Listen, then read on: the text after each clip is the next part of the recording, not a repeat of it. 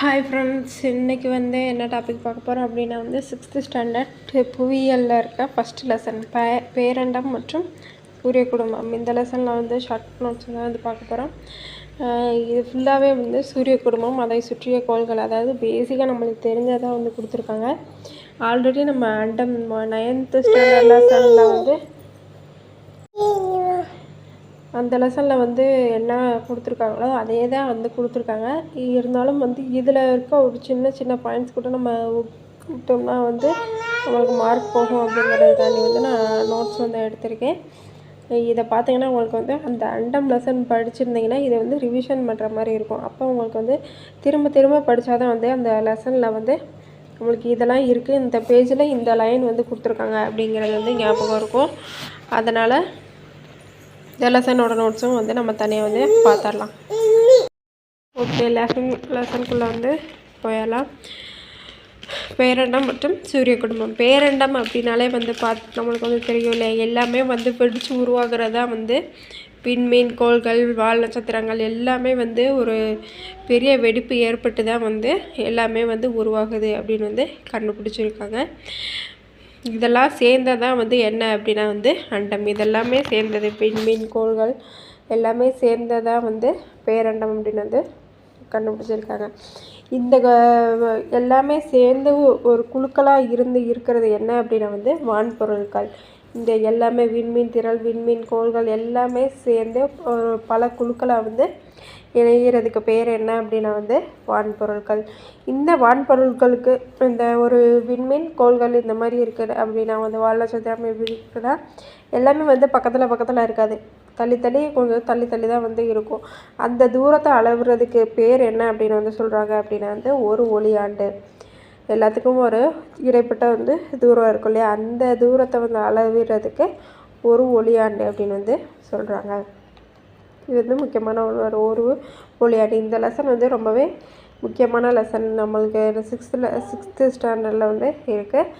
சூரிய குடும்பம், இந்த கோள்கள் இதை பற்றி வந்து கண்டிப்பாக வந்து டிஎன்பிஎஸ்சியில் கொஸ்டின் வந்து இல்லாமல் இருக்காது. அதனால் வந்து சூரிய குடும்பம், கோள்கள் இதெல்லாம் வந்து ரொம்பவே நோட் பண்ணி பார்த்துக்கோங்க. அந்த அண்டம் லெசனும் வந்து ஈஸியாக தான் இருக்கும். அதே டிட்டோ தான் இந்த லெசனும். இதை நம்ம பார்க்குறோம் அப்படின்னா வந்து ஒரு ரிவிஷன் பண்ணுற மாதிரி இருக்கும். அதனால தான் வந்து இந்த லெசனோட நோட்ஸ் வந்து எடுத்திருக்கேன்.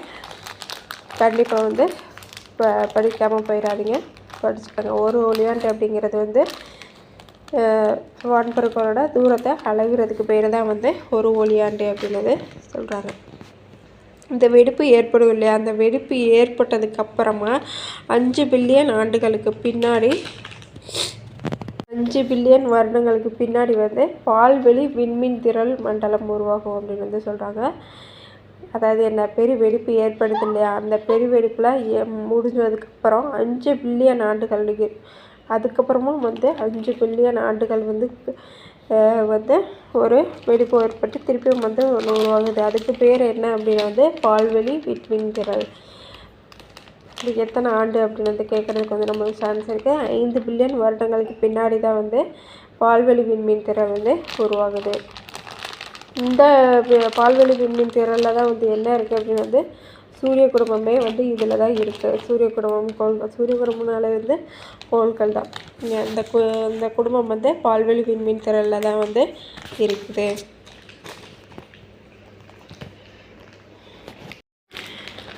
அடுத்தது வந்து 2 விண்மீன் திரள் வந்து பூமிக்கு வந்து மிக அருகில் வந்து இருக்குது அப்படின்னு வந்து சொல்கிறாங்க. அது என்னென்ன விண்மீன் திரள் அப்படின்னா வந்து ஆண்ட்ரோமெடா விண்மீன் திரள், மெக்கல்லனிக் கிளவுட்ஸ் விண்மீன் திரள். இது ரெண்டுமே வந்து பூமிக்கு வந்து ரொம்பவே பக்கத்தில் இருக்குது. இந்த 2 விண்மீனும் வந்து இம்பார்ட்டன்ட் பேர் ஞாபகம் வச்சுக்கோங்க. ஆண்ட்ரோமெடா விண்மீன் திரள், மெக்கல்லனிக் கிளவுட்ஸ் விண்மீன் திரள். இது ரெண்டுமே வந்து பூமிக்கு வந்து மிக அருகில் இருக்க விண்மீன் திரள்கள்.